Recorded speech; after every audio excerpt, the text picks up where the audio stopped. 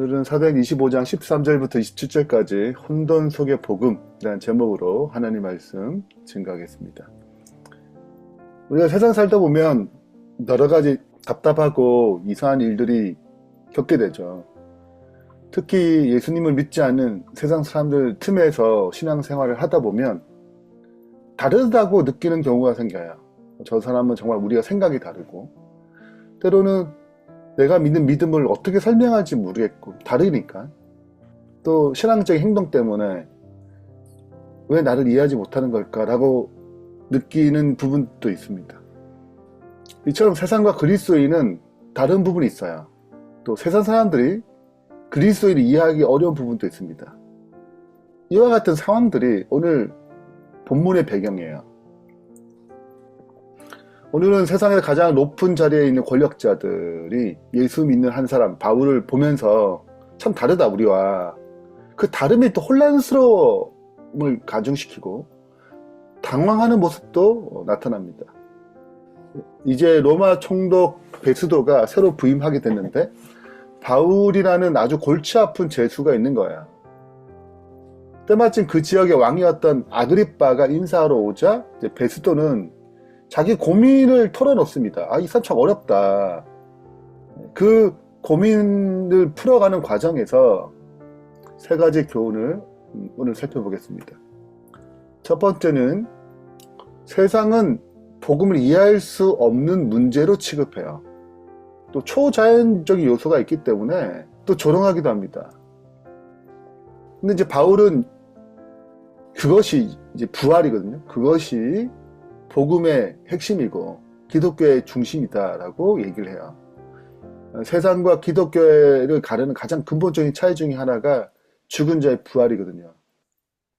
세 번째는 아그리빠 왕이 궁금한 거예요. 야, 한번 불러보자. 듣고 싶다. 그래서 뜻하지 않은, 예상치 않은 복음을 전한 무대가 됩니다. 일단 총독 베스도가 아그리빠 왕에게 바울의 사건을 브리핑해요. 13절 수리 후에 아그리빠 왕과 베니게가 베스도에게 문안하러 가이사랴에 와서 여러 날을 있더니 베스도가 바울의 일로 왕에게 고하여 이르되 벨릭스가 한 사람을 구류하여, 이전 총독이죠 벨릭스는, 구류하여 두었는데 15절 내가 예루살렘에 있을 때 유대인의 대제사장들과 장로들이 그를 고소하여 정죄하기를 청하게 또 재판도 했죠. 근데 이제 결국은 이제 이 재판 가운데 18절 원고들이 서서 내가 짐작했던 것 같이 악행의 혐의는 하나도 제시하지 않고, 바울은 악행이 없다는 거예요. 윤리적으로, 도덕적으로, 로마 법에 의하면. 19절 자기들의 종교와 또는 예수라 하는 이가 죽은 것을 살아있다고 주장하는, 분명히 죽였는데 십자가에서 살아있다고 주장하는, 바울이 주장하는 그 일에 관한 문제로 고발한 것뿐이라 라고 얘기합니다. 세상은 복음을 잘 이해하지 못해요. 지금 아그리빠 왕과 지금 베스도가 얘기하는 것처럼 이해하지 못하는, 좀 어려운, 또는 현재 지금 세상 사람들도 그저 교회 가는 사람, 또 취미 활동이나 여러 종교 중에 하나, 또 신앙이 인생을 얼마나 근본적으로 바꾸는지 잘 이해하지 못해요. 또한 죽었다가 살아났다고? 야, 이 무슨 말이야 라고 생각도 합니다. 특히 예수님의 부활이 오늘날 현대인에게는 가장 받아들이기 어려운 비과학적이고 황당한 이야기가 들릴 수도 있어요. 죽은 사람이 어떻게 살아나? 그냥 신화지, 미신이지. 그래서 도덕적인 건 받아들여요.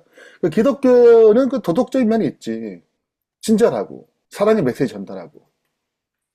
그래서 복음의 초월적인 진리는 제외하고 그냥 도덕적인 종교로 받아들이려고 해요. 그래서 세상 사람들이 우리를 잘 이해하지 못하고 때로는 이상한 사람 취급하게 돼요. 그러나 이 이상한 이야기가 진리의 복음의 핵심이거든요. 기독교의 본질은 죽음에서 부활하신 예수 그리스도를 믿는 믿음에 있습니다. 그래서 어떻게 보게 되면 베스도는 그 핵심을 잘 설명했어요. 예수라는 이가 죽은 것을 살아있다고 바울이 주장하는 그 일, 이것이 기독교의 심장이죠. 세상 종교와 또 세상과 기독교를 가르는 가장 근본적인 차이입니다. 그러니까 만약에 예수님이 그냥 위대한 교사로서 좋은 가르침을 남겨 주었다면 기독교는 그저 수많은 종교 가운데 수많은 철학 가운데 하나에 불과할 거예요. 어쩌면 세상은 그 도덕적인 것, 좋은 가르침만 남았다면 예수님을 그냥 환영할 거예요. 근데 기독교는 다르게 선포하거든요. 그분은 죽었지만 예수 그 그리스도가 죽은 자 가운데 살아나셨다. 부활하셨다.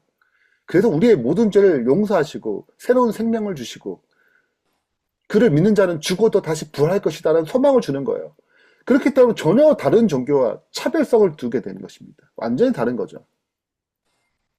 또 이 부활이라는 사건이 그냥 추상적인 이야기 아니고 그냥 성경에 기록된 얘기 아니고 역사적인 사건이라고 얘기하고 역사적인 증거들이 있는 거예요. 그렇기 때문에 부활은 이제 모든 것을 바꾸는 핵심이 됩니다. 첫 번째, 여러분 예수님 만에 부활하지 않았다면 우리가 예수를 어떻게 믿겠어요? 그냥 성인으로 받아들이지 참된 하나님의 아들, 죄와 죽음의 권세를 이기시고 부활의 생명을 주시는 분을 어떻게 믿겠냐고요. 그렇게 되면 첫 번째 부활은 예수님이 성육신 하시고 예수님 흠없는 생을 사시고 십자가에 죽으셔서 우리 죄를 담당하시고 그 모든 것의 증명이에요. 단지 선한 사람이 아니고 그분 하나님의 아들 신이시고 죄와 죽음의 권세를 이기시고 그 죄와 죽음의 권세에 그 이기신 그 생명력을 우리에게 준다는 것입니다. 그래서 부활은 그 예수님이 참 하나님을 증명합니다. 두 번째는 그렇기 때문에 그 부활이 우리의 미래를 보장해요. 아, 우리가 예수님 믿게 되면 죽음의 권세를 이기겠구나. 죄의 권세를 이기겠구나. 그래서 주님 재림하실 때 영광스러운 몸으로 부활하겠구나. 그래서 그분의 부활은 우리의 미래를 보증해요. 그리고 그 부활은 그냥 단순히 미래만 아니라 현재도 우리의 삶을 변화시키는 능력이 됩니다. 그 부활의 생명이에요. 그 부활의 생명을 받는 거거든요. 그 이기는 생명은 죄와 싸움에 승리하게 만듭니다. 현재와 고난에서 절망하지 않고 소망 가운데 살아가도 능력을 줘요. 죄의 노예로 사는 것이 아니고 죄를 이기는 삶으로 살 수 있는 능력을 주어줍니다. 그분 지금도 살아계셔서 우리 삶 가운데 역사하는 분으로 계세요. 그렇기 때문에 부활은 하나님의 대한 증명뿐만 아니라 우리의 삶을 변화시키는 굉장히 중요한 근본적인 친정 같은 진리예요. 근데 이러한 어떤 상황들이 뭘 만드냐면 이 베스도가 이 얘기를 하는 걸 보니까 아그리빠 왕이 호기심이 생겼어요. 나도 이 사람 말 한번 듣고 싶다. 라는 거죠. 22절에 아그리빠가 베스도에게 이르되 나도 이 사람의 말을 듣고자 하노라. 그 베스도가 오케이 내일 듣겠다 듣게 해주겠다는 거예요. 23절 이튿날 아그리빠와 베니게가 크게 위협을 갖추고 와서 천부장들과 시중에 높은 사람들 함께 접견 장소에 들어오고 얼마나 멋져요. 그리고 베스도의 명으로 바울이 데려옵니다. 전혀 다르죠. 바울의 쇠사슬 묶여서 죄인처럼 등장하고 세상의 권력자들은 위험을 갖추고 딱 나타나는 거예요. 25절 내가 사필건대 죽일 죄를 범한 일은 없어요. 이 사람은. 그리고 바울이 상소를 했잖아요. 황제에게 로마 시민권을 가지고 황제에게 상소하겠다. 근데 황제가 아무나 데려가는 거 아니잖아요. 로마 시민권이라도. 그러니까 뭔가 그 황제 뱃을 뭐 타당한 게 있어야 될 거 아니에요. 그래서 그걸 다시 확인하고자 세웠다는 것입니다. 그리고 이제 바울이 자신이 어떤 믿음과 신앙을 가졌는지 설명하죠. 이 세상 법정은 복음을 위한 예상치 않은 무대가 됐습니다. 이 역설적인 섭리죠. 세상의 모습이 보여요. 화려한 옷을 입고 왕과 총독이 도시 지도자를 모아놓고 쇠사슬에 묶인 초라한 죄수 한 명을 데리고 오는 것입니다. 이게 세상의 모습이에요. 근데 하나님의 관점은 아니에요. 하나님의 관점은 바울이 신문 받는 자리가 아니라 바울이 왕과 총독 앞에서 복음을 증언할 수 있도록 하나님께서 주권적으로 마련하신 놀라운 선교의 무대입니다. 세상에 의도가 있어요. 그 베스도와 아그리빠 왕은 단지 행정적인 곤란함을 해결하고자 또 호기심 충족하고자 바로 부르는 거거든요. 하나님은 그게 아니죠. 하나님은 그들의 호기심과 행정적 필요를 사용하셔서 복음의 가장 높은 곳까지, 그 앞으로 황제까지 전파할 수 있는 예기치 않은 선교의 문, 복음의 문, 전도의 문을 여시는 것입니다. 바울은 감옥에 갇혀있지만 복음에 갇혀있지 않았어요.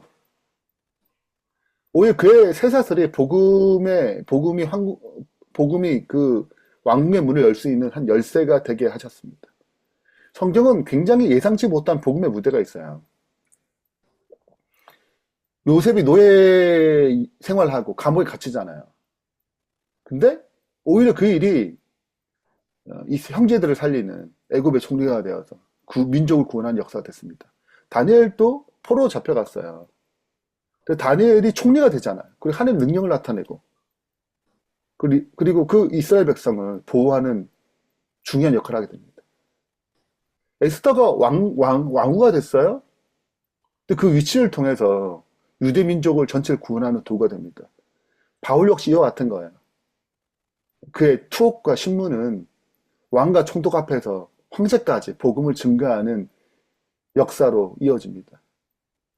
이걸 정리해 볼 때 하나님의 역사 속에서 예상치 못한 이 상황들은 늘 하나님이 자신의 뜻을 이루어 오셨어요. 그 상황을 통해 가지고. 우리의 제한된 관점으로는 실패처럼 보이고 좌절처럼 보이는 상황에서도 하나님의 크신 계획에서는 복음의 전진을 위한 중요한 단계가 될 수 있는 것입니다. 어쩜 우리는 도전받아요. 직장에서 신앙 때문에 어려움을 겪을 수 있고, 가족 관계 때문에 고통과 오해가 생길 수 있고, 건강이나 경제적인 문제 때문에 힘든 시간을 보낼 수 있어요. 근데 어쩌면 그곳이, 그런 상황들이 그리스도를, 복음을 드러내는 자리이기도 합니다. 결론을 맺겠습니다. 세 가지를 기억할 텐데, 첫 번째는 복음을 기억해야 돼요. 복음 핵심. 그리고 그 복음의 핵심으로 세상을 바라볼 수 있는 구세석적 관점들. 그래야 우리가 이 세상의 혼란한 세상과 흔들리지 않아요. 세상에 우리 애들 다 이해하는 게 아니거든요. 그렇기 때문에 진리 안에서, 그 말씀 안에서 이 복음의 핵심을 붙잡고 흔들리지 않게 설 수 있어야 됩니다. 그러면 예상치 못한 무대가 등장할 때 하나님 마련하신 자리잖아요. 복음의 자리잖아요. 그게 직장이든 가정이든 고난의 자리든 복음을 증거하는 무대가 될 수 있습니다. 세상은 여전히 우리를 이해하지 못하고 예수님의 부활도, 성경 수많은 기적도 말도 안 되는 이야기 여길 수 있어요. 그래서 우리의 믿음을 이상하게 여길 수도 있습니다. 그러나 우리가 주님을 바라보고 의지하며 동행하는 삶, 지금도 그분이 살아있는 분이라는 것을 우리 삶을 통해서 세상은 보게 될 거예요. 어쩌면 우리가 당하는 여러 가지 초라해 보이는 자리, 바울이 감옥에 갇혀서 쇠사슬에 묶여가지고 왕들, 지도자들 앞에 설 때 그 초라한 자리, 초라해 보이는 자리잖아요. 그러나 하나님은 그 상황을 통해서 복음을 증하는 가장 영광스러운 무대로 세우셨습니다. 오늘 그러한 역사가 우리 삶 가운데 일어나게 하길 바라면서 말씀 마치겠습니다.